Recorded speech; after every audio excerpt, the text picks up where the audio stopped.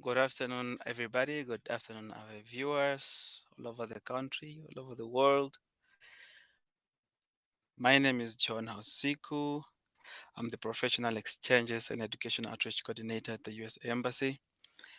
In the meeting with me, I have Twilika Elias, who is a Fulbright Foreign Student Program alumni. She just recently came back late last year. Um, we're just gonna give it a few minutes just to allow some other people to join before we begin our program.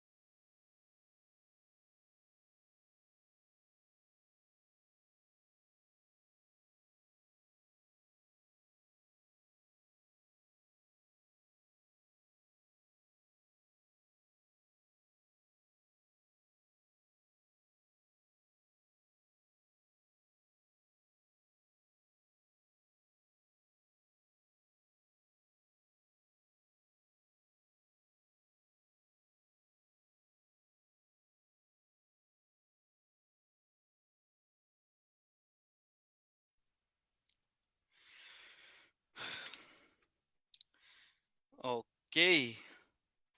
Um, I think it's important that before we begin our program, we just have to um, acknowledge the news that we have. So I just want us to have a moment of silence for Dr. Sam Nujoma, the founding president of Namibia, who just left us. He is one and the only president so far, I think, among his age that was left. I think is the only one left within his generation. We just want to remember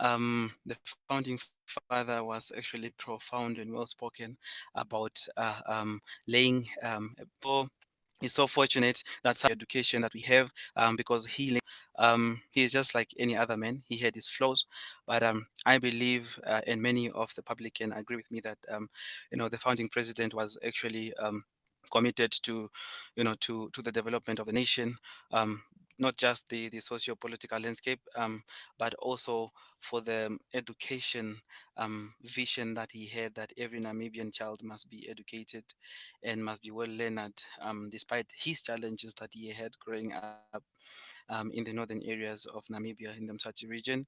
But he had the vision that Namibia should one day be free from the oppression, must be free.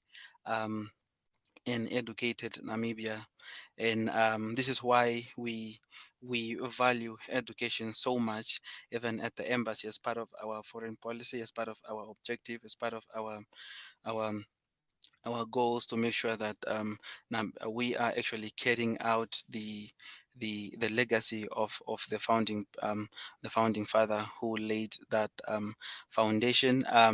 We will remember this for him. I mean, throughout our lives, that he was the core and the founder and the spearhead of the freedom that we are enjoying, the education we are enjoying now.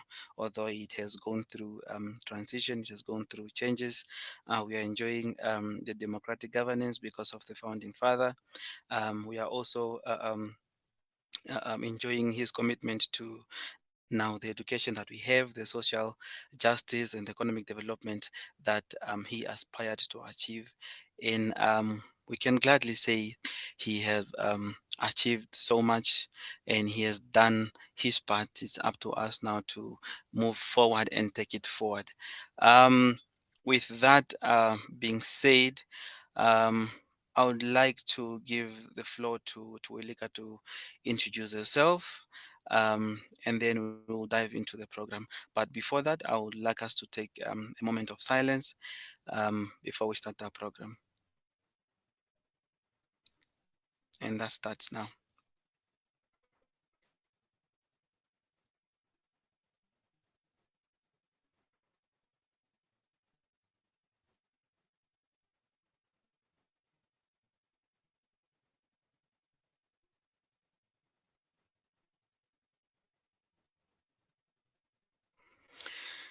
Okay, thank you very much. Thank you, everyone.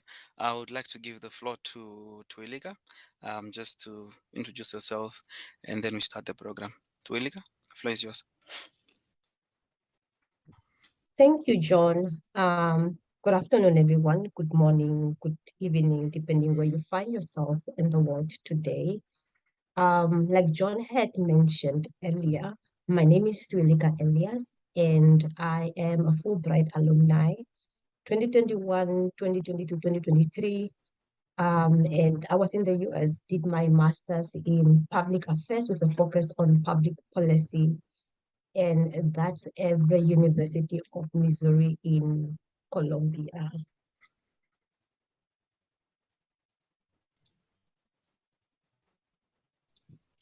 Okay, thank you, Twilika. We are gonna start the program now. So we have frequently asked questions that we will go through. But before that, we have had people that have been emailing about maybe the link is not functioning very well, or it's taking them to the 2025-2026 form. We are going to drop the link on the comments so that you can just go through. We are also we're gonna go through the application process, and then also just reading through the frequently asked questions, answers of some of the questions that you have, and yeah, we will definitely close the program after that. But first, I will just want um, to to actually give a brief introduction about what the Fulbright program is. So this is actually a prestigious or a flagship program that is offered um, under the International Education Exchange Program that is sponsored by the United States of America. This is a free program for the Namibian citizen, which actually allows you to go study for your master's degree um, in the United States of America. This program covers everything for you, but in exception of your personal expenses. As the advert stipulated, that the program covers for academic related costs, for example, your books, for example, your accommodation, your tuition fee, but it does not cover your personal needs such as your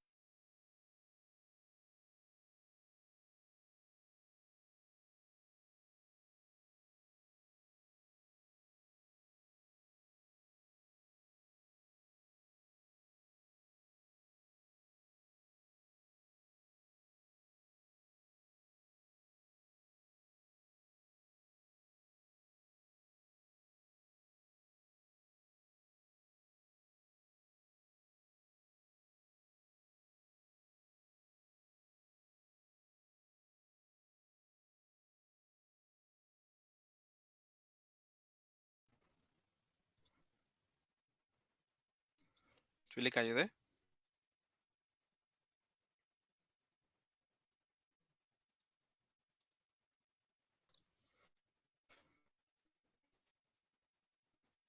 Sorry, I was Okay. muted. Yes, I'm here, but your screen was freezing. Oh, sorry. I think it was a network. But yeah, you can continue. Where did you end? I couldn't hear you for a moment. Oh, no, I just wanted you to tell us a little bit about how you experienced the program, what it paid for you, what it didn't pay for, um, and yeah, and just your uh, small experience. Okay. So, like I mentioned earlier, I received a Fulbright scholarship in 2021, And I was one of those people who ended up first going for the 5-month English program, which then I did in Springfield, Missouri. Just a short course on doing short courses on English, preparing for the IELTS as well as the TOEFL test. And then after that, in August of that 2021, that's when I moved to um, Colombia, where I did then my master's. During my time, the Fulbright scholarship before I left for the US, of course, covers the visa process, um, the application fees. All you have to do is prepare for the interview at the embassy. And then before I left my year, I had gotten Patco's health. What is Patco's health in English? Part cost money. Patco's money, direct translation, money for the food that you're going to eat on the road. I had gotten that, and I then went to the US. You get a moving in allowance. This is the money that allows you to settle in, get your accommodation, pay for your rent deposit. Then you also get your um, money for your educational resources. If you don't have a laptop, for example, when I left, I didn't go with a laptop. If you need a laptop, you also get book allowance or in the beginning of the semester, and then you have your health insurance. You have two health insurances. Your primary health insurance is the one from the university, and then your Fulbright health insurance becomes your secondary health insurance. And it covers for everything, right? Besides cancer, and other things such as it also doesn't cover for vision, if I'm still correct, or that was the case with us. And then besides that, it covers for everything. You will then, if you are sick at school, you would go to the clinic or hospital, then you use your primary health insurance. But in the case that you need to use your secondary health insurance, then you get to use your secondary health insurance, which is the one that's Fulbright is responsible for. How was you then also have a monthly stipend, and that's the stipend that you utilize for your living expenses, right? Um, your food, your cosmetics, your transport, your rent. Um, it covers basically everything. Yes. What else? Yeah, you're basically responsible for how you manage your stipends. If you want to travel and you want to travel from your stipend, you see how you organize yourself, you plan accordingly, you spend your stipend wise. Yes, the thing that I wanted to mention is that stipends differ depending in which part of the US you are. People that are in areas such as DC, New York, Boston, or Miami get higher stipends than people that are in the Midwest. For example, your Missouri, your Chicago, your Louisiana areas, because the living cost differs from state to state. So if you are in a state where living cost is higher, your stipend will also be higher in order to meet your needs. And if you are in a state where living expenses are not as high as in New York, then it also at the standard where you are able to meet your living expenses. How was my overall experience? I had a great time. I had an amazing time, and I think it's an opportunity that I will forever be grateful for, in the sense that, number one, it provided me with an environment that exposed me to diverse experiences, cultural exchange. I think one of the outstanding things that I'll always appreciate and continue mentioning is the beauty of being in a room where you all could be 9 or 10, and if English could be taken away, then none of you understand or can communicate to each other. That's how much the Fulbright Scholarship places you in an environment where you have people from all walks of life, and you get to exchange knowledge, you get to exchange cultures, you get to exchange and also hear different perspectives. You get to be in an environment where you learn about global issues. You understand why certain foreign policies are formed and executed the way they are, because then you have exposure to those people who also expose you to their political landscape in their countries. And if you are somebody who is interested in foreign policy or international development, this is a great opportunity for you, because then you'll be exposed to people from those spaces. I think the scholarship in itself also provides you with a wide network of alumni, meaning that you get exposed to, you have access to people who went before you, people who are already ahead in their careers. And this is a rich network that you can utilize to form connections, to form collaborations. This is a network that you can get mentors in. And if you are somebody who live life as a global citizen, then this is an opportunity that will enable you to connect and live life as such, because then you do have people that can guide you and that can help you, expose you to new ideas, expose you to context that will enable you to propel forward as you build your career in whatever theme or whichever path you are taking. And then there's also the aspect of personal growth, right? You learn how to navigate new places, you adapt to cultural differences, the food. I kind of miss, now that I'm back in Namibia, I do miss the fact that I had exposure to different kind of food, and my favorite food was Thai food and Greek food. That's definitely something I miss and appreciate about having been in the US at the time that I was.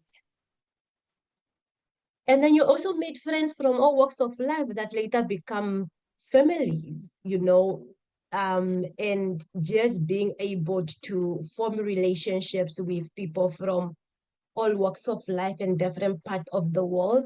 I think for me, it's a privilege I wouldn't have gotten if I hadn't had this Fulbright scholarship.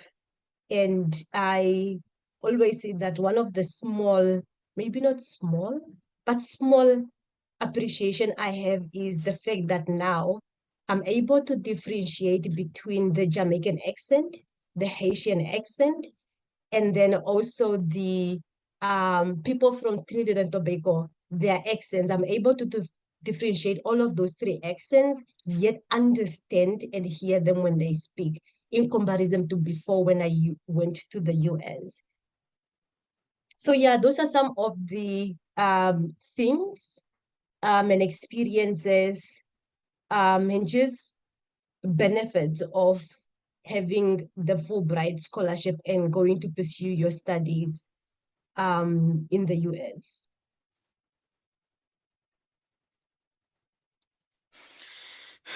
Thank you, Tuelika.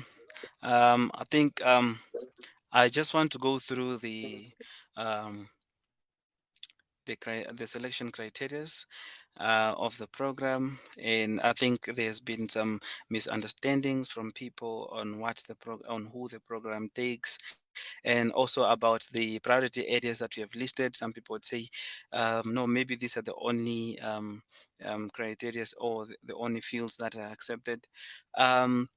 the fields that we have outlined here, education, healthcare, and social services, natural resources and agriculture, law, democracy, and human rights, these some of the fields that we deem are important. These are based on the embassy's objectives and the Namibian government's goals. So we have intertwined that, making them as the priority areas that need to be the center of the applications. But it does not mean that any other courses or any other programs out of these are not recognized or are not allowed.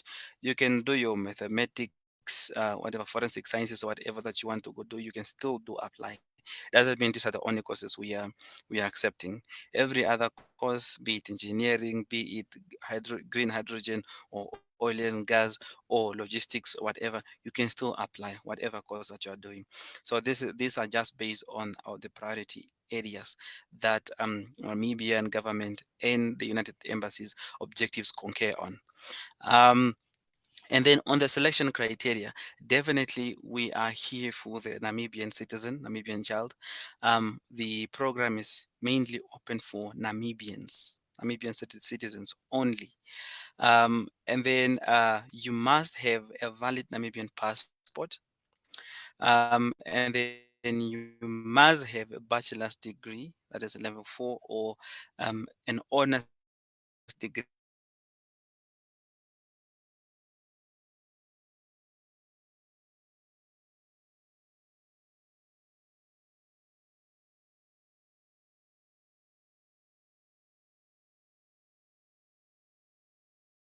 Definitely degree, and then they continue 1 year as I think 4 year straight honors degree that is acceptable. So your qualification should be an NQF level 8 equivalent in order for you to qualify for the program. And if you already have a master's, you definitely do not qualify. We are looking for people that do not have master's degrees, but they only have honors and they want to further their studies. So yes, people that already have masters do not qualify for the program. And then we are definitely looking for somebody that has an understanding on English as a language, and easy to comprehend English, easy to write, and and communicate in English. We have the word there fluent, but we know English is not our first language, although is in our official language. So yeah, look at for that. And then we also prefer people that have not been to the States ever in their life, or those that do not have an extensive knowledge about the United States, or they've been there in the last, let's say, 5 or 6 years back, and you're applying now, so you definitely do qualify. And we have also put a note there that Fulbright, provides financial support, which Tuelika has spoken about. So specific expenses that are related to the support that the Fulbright offers, travel, tuition fee, accommodation, and living stipends in the United States, but does not cover the personal costs like entertainment, clothing, or any other expenses unrelated to the program. However, if you are also employed, you only have a honors degree, you want to go study, so it's upon yourself that you need to find a way how you can actually get a study leave for the 2 years with the employer, or if you have to resign or something, if you want to go study once you are accepted or admitted in the program, that lies on the applicants themselves. um it's The program also does not cater for medical related fields like dentistry, medicine, and nursing, courses that allows you to be in contact with patients.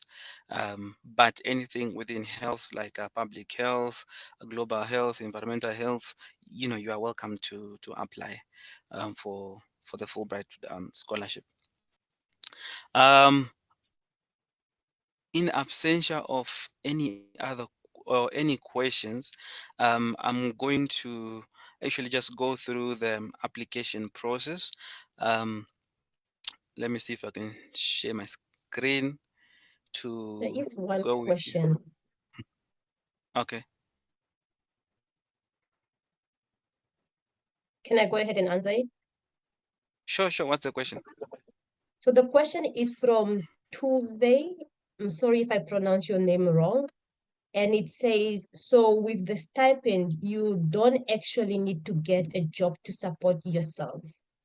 And the answer to the question is that no, you don't need a job to support yourself. Regarding the stipend, I think there has been talks, negotiations about the stipend increasing from 2026, which is good news. But yes, no, you're not allowed to work. The only time you are allowed to work is when you are doing coursework and you are required to do an internship in order for you to graduate. You then notify your Fulbright advisor that you need to do an internship, and then you will get the permission to work. Now, there's also the thing of if you are a Fulbright student and you are not in science, pure science, you are only allowed to stay in the US for a maximum of 3 years, which was my case.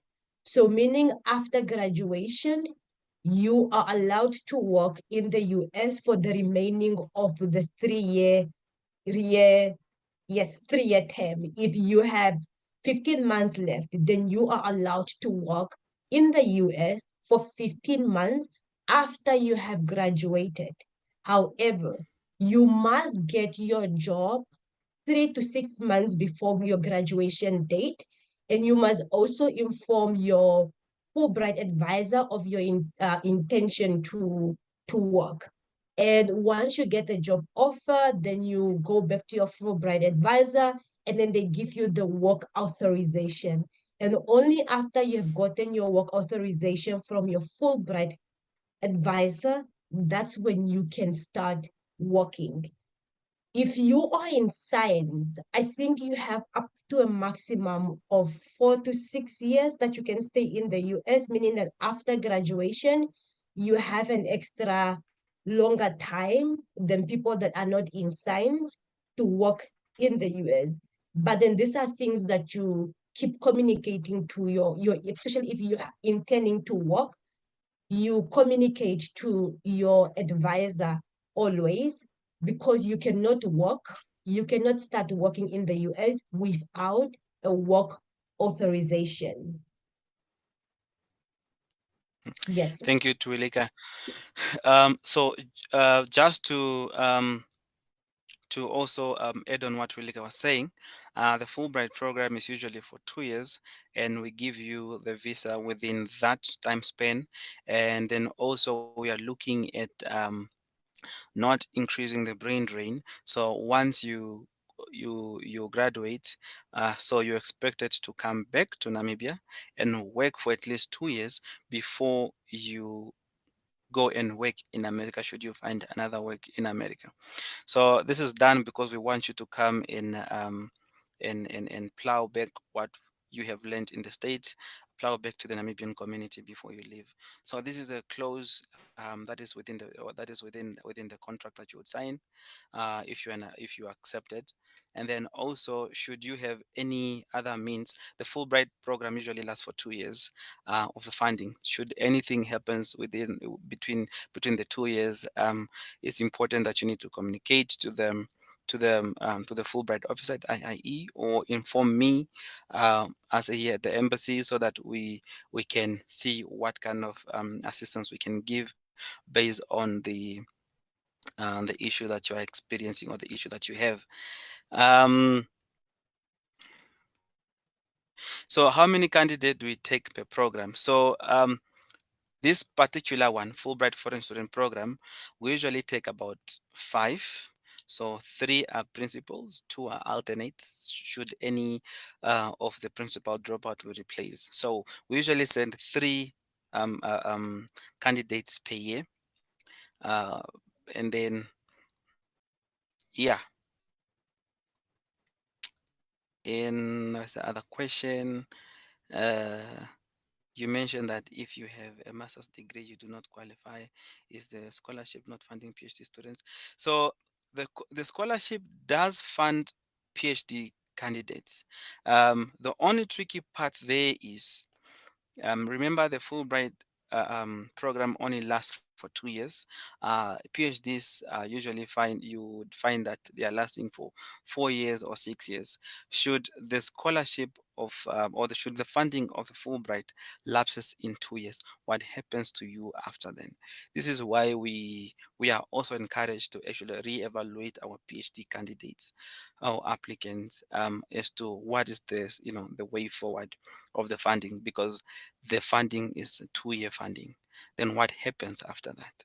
So that is what, and then we don't want to put you in a predicament where we have sent you for 2 years, your PhD program is not done, and then you are left stranded. That is not our motive. Um, is this like a scholarship to go further my studies, or do I just go there to do research? I'm a bit lost. This is a scholarship to go and study for your master's program, not research sort of. I think this is mainly research is done by postdoctoral candidates or doctoral candidates. Um, do one John, need to apply? Can I Yes, you add can. on that question that says, do I need to go there? Is this scholarship to go further my studies, or do I just go there to do research? It also depends on the master's program type. Like for example, I did coursework, meaning that I had to do practical, which is my internship, right?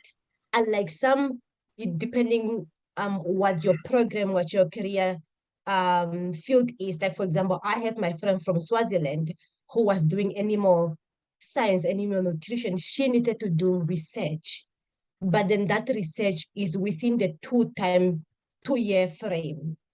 Um, there is that distinction between the program the master's program. It's either you do a master's that's heavily oriented on research, or a master's program that is heavily oriented on coursework. So there is that aspect of research within the master's program. No, the program, masters by research or by the coursework. Yes. Okay, so there's one question that says, do one need to apply for a university, or Fulbright scholarship will look for the university? See, the beauty about Fulbright is you only apply to the scholarship.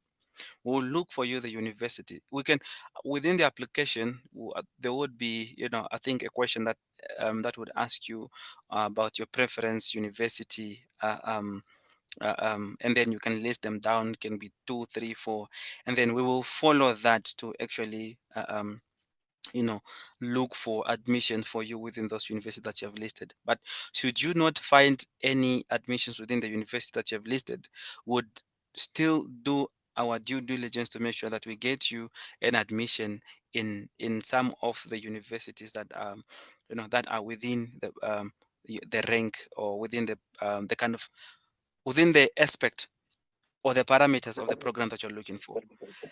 So you only apply for the scholarship. We will look for the universities for you ourselves. Um, what happened to the people that have applied Can I for add on that? 2025 2026? Yes, you Can I can. add on? And I think more to add on, the beauty about that is that if you get accepted, for example, into 2 or 3 universities, then Fulbright comes back to you and say, hey, these are the universities that you are accepted into. Which one do you want? And you get to pick which university you want to go to based on the universities that you are accepted in. So you don't go through the struggle of having to research universities, do applications. And I think all of us here, if we've done an undergrad degree, we know how tedious it can be to, do university application. So you don't have that Thank you.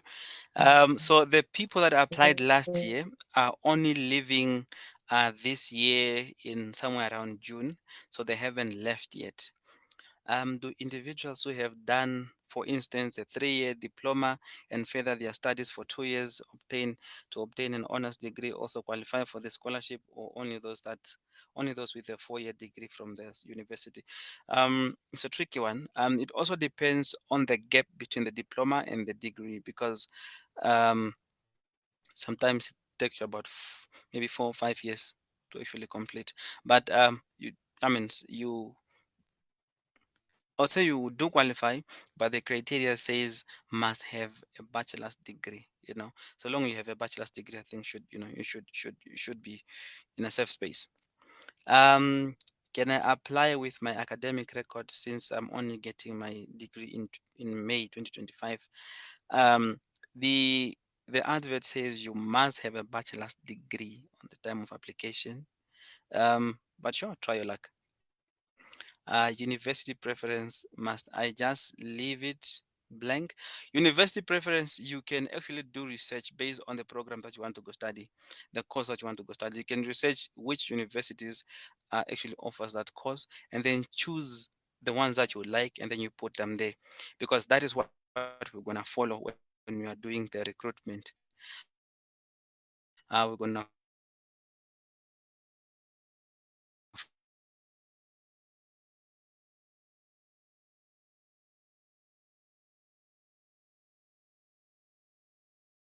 follow the list that you have provided us, and then we contact them. And if elsewhere out of the list, or sometimes if you're accepted, they are unable to, or we didn't get any admission in place that we can that we can still search for. So this is why it's important when you're applying for this program, don't just apply for the sake of applying, ticking the box, but apply with an understanding. Give us the notion that you've done your research, and you have done your part. You have done the due diligence that is required of you. So we also want you to know that you have done something apart from just applying, but you have also done the research on what is required of you, and um, it actually plays to your advantage. The other question is, can I go do other courses that's different from my honors degree course? For example, if I did bachelor's of education, can I apply for a master's in public health? um, I think yes, you can, but within the specialization of education, what did you specialize on? And also public health, what do you want to specialize on? But however, this, you're still gonna find a section that asks you about your study objectives uh, and your personal objectives. So you need to articulate clearly that in your personal objectives and study objective, how these two relate, and how you are shifting to public health from education, and how is that actually significant or important to you, and all that. So there are those sections that actually requires you to do research and thoroughly read and connect what you're applying for. So with a few minutes that we have, I think some people had some challenges on the link. We have provided the link in the comment section. So when you go to the link, you're gonna find this page. But however, I've already logged in. It's gonna find you. Um, okay, you're gonna open it, and then it takes you to either login or create an account. You create an account if you don't have, and then you log in. Once you log in, you're gonna come to start new application. Um, Once you start new application, you actually choose they're gonna take you to the program that you want to choose. The program that you need to choose there is let me see what happens here. Okay, because I already have the application open here. Anyways, the program that you need to go choose there is the Fulbright Foreign Student Program, academic year 2026-2027, and then you open the application. Um, Once you open that application, it's gonna take you to a page like this where you need to. I've already gone in, so this is why my page might be different from yours. So it will take you to this page. Probably it will take you to home, fill in whatever is required of you at home, at the home page. And then it will take you to the welcome. You read the instructions there, and then you continue. It will ask you the preliminary questions that you need to put in, make sure that to which academic year you're applying for has 2026, 2027. Should you still have struggles with the link that we have provided there in the comment section, please let us know. There's an email address there that you need to email to uh, in order for you to get the correct link. And then you choose there. You're not applying for, or you do not hold or applying for any US citizenship. So you tap no there. Um, you know, this is also asking you, have you reviewed or do you meet all eligibility requirements? You can tap yes there if you meet.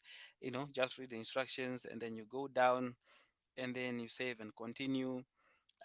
It's gonna also ask you um, for your personal information that you need to fill in. You're going to come to this country information page. This country information page, you see on the current application year, it should have 2026, 2027. If you don't have that, it will take you to, it should definitely not go through. I think many have used a different link that has 2025, 2026 link here, so they couldn't go back. So when you reach here on your award information, on award information here, it will ask you to select or change award. So you're gonna see that cycle here, 2026, 2027, and then you click on it, you save, and then it will tell you that award saved successfully. You tap OK there, you come back to the page, and then you'll see this other information and says continue. It's also telling you the due date, the recommendation letters that are required of you, and then you can go in and fill in the information that that is being asked. So focus on the red dotted uh, um, questions. Anything that has a red star there, that is a mandatory question. Those that do not have stars, those are not mandatory questions. You can save and continue once you have entered, and it's gonna ask you a lot of information. Where you stay, your cell phone number, your street name, and everything. So it's gonna ask you all those kind of information. If you don't fill in those information, you know um it's gonna come back once if you gonna before you continue or you save. It will ask you to get back to your old questions so that you can fill in the mandatory information that is required of you. So you can also put in whatever you want to put in there according to what is being asked. Everything here, you need to fill in. um, you know Whatever you've filled in, it will come through there. Ask you the languages. All of those languages you have to put them in. Then there's a standardized testing score. As you can see here, this is not a mandatory section, so you can leave it out. This one is mainly completed by the candidates or applicants that have been accepted in the program. We're gonna give you the vouchers to write these tests. Like we said, it's free. We feed you with everything. This test is not for free, but we give you the vouchers that you write the test for free. And then this one is also not mandatory. You can leave it. Plagiarism agreement, you go and agree on the plagiarism there. Study plan, like I said, it's going to ask information.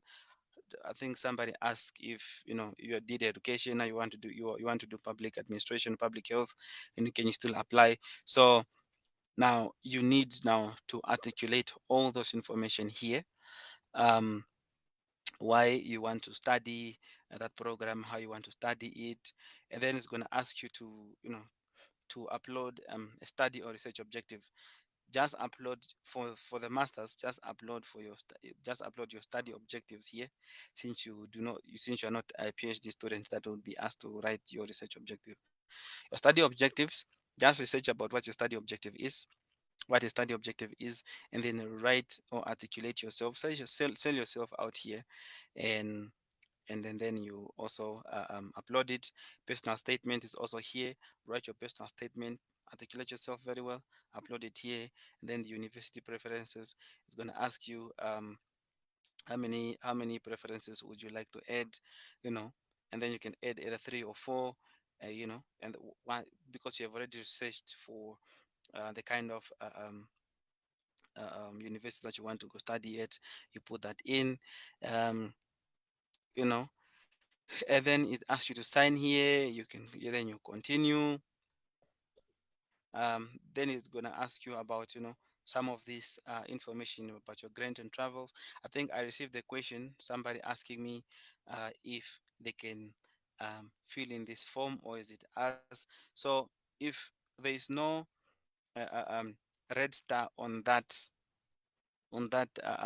particular section, you can leave it out. You can leave it out because it's not deemed important, although required. Um, but focus on the one with red stars. This has other additional information you can go through and click whatever is you know relevant to you. The recommendation, we're going to come to the recommendation. You can add your recommender, maybe one of your this one is recommended. Should you not have a recommendation, we're not going to consider your application. You must have at least 3 recommendations. So you can send it to your maybe your supervisors at work, or your supervisors or your university contacts, lecturers, and they need to they can write a recommendation for you. And once that is done, we will actually receive it on our side. Actually, if it's done the within the duration of the expiry date, or within the time of the 31st of March, we'll still receive it once they do that. Then you can sign, you can review your application and see which areas you didn't do. Anything that has red like that, that means you have not filled or put in anything. So if you did not, you can actually save later. I mean, save for later, so you can come back and um, still to apply. So this is actually a rigorous and lengthy process, which requires your detailed attention in order for you to actually submit a successful application. Um, Just, Tuilika, do you have anything yeah, else before we go I back to think the question? Yes. yes, I wanted to add on the reference letters part, the recommendation letters. Considering that the application is due on the 1st of March, I always advise people reach out to your recommenders well in advance. Reach out beforehand and tell them that you're applying for the scholarship and that you need to submit your reference letter at least 5 days before the deadline, right? Because then they are also busy people. They might not have the time, and constantly remind them if they haven't submitted, because when they submit your recommendation letter, you will get a notification that this individual has submitted a recommendation letter for yourself. So after every week, if they haven't sent through your recommendation letter, just check in with them again. If it's somebody who you haven't spoken to, like for example your university professor, and you haven't spoken to them in a while, when you reach out for them to give you a recommendation, remind them of who you are, what you're going to study, why you're going to study it. On the personal statement and objective, when you write your personal statement, that's where you tell who you are, what is your background, talk about the things that you have done. If you have done some volunteer work, this is where you speak about your ambitions. You let people know who you are and why you are applying for the scholarship, right? So you talk about that. Why do you want to go study in the US? Mention all of those things, or what made you want to apply for the scholarship. And then your objective, I always tell people, when you write your objective, be realistic and be in touch with what's on the ground. You identify a problem, because you need to have a reason why you want to go study public health.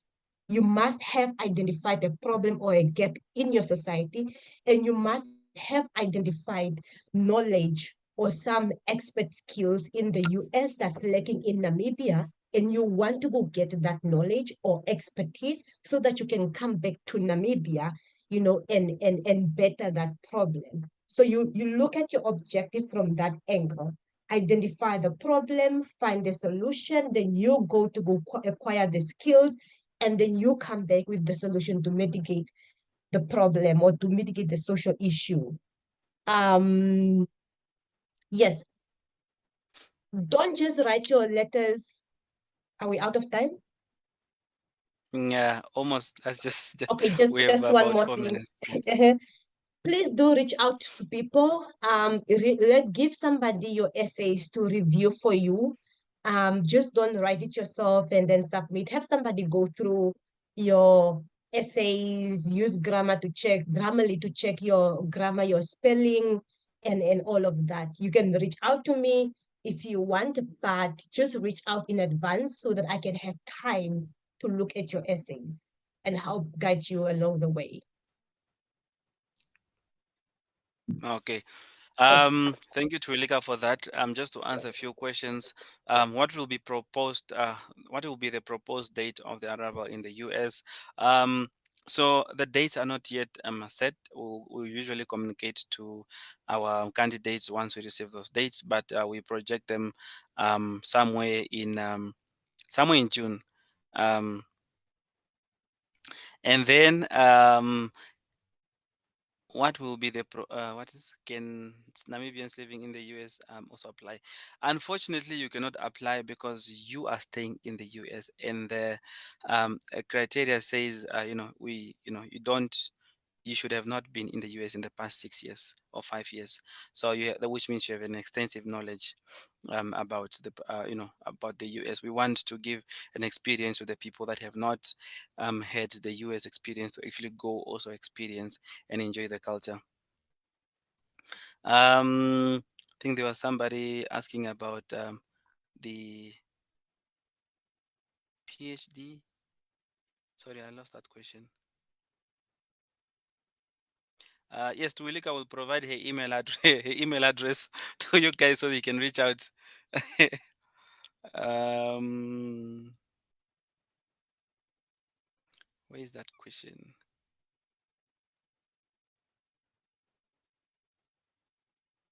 Hmm. Can I say on my email address? Y- yes, you can share your email address.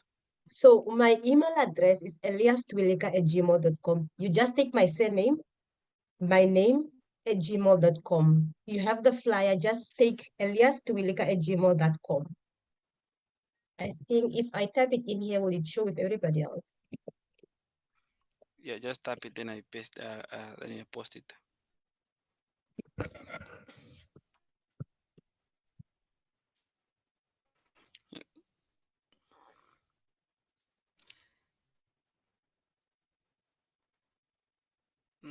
Okay, the email will be sent to you guys. So thank you very much for the interactive session that we have had. As I have seen a comment that this should be a 2-hour session. Yes, I I concur with you. However, we also need to be mindful about people's time, especially Twileka, who took her from the busy schedule. That she can be here with us to share her information. Thank you very much, Wilika, for making time to actually share your knowledge, experience about about the US. About the Fulbright Foreign Student Program, and yeah, thanks everybody for taking their time to actually make sure that they are here to listen. It shows how passionate you are and how eager that you want to actually go and experience the states.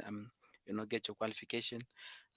Not just for you to go and enjoy the state, but in order for you to also get a cultural exchange or the perspective of how people do things in the other side, on the other side, and how we do things differently and all those kind of things. So thank you very much. And the recommendation are just not academics only. You can have 2 academics and 1 professional, or you can have 2 academics and 2 professionals. So that's fine. But we need 3. So yeah, thank you very much, everyone. Enjoy the rest of your day. Thank Goodbye. you, John. Mhm.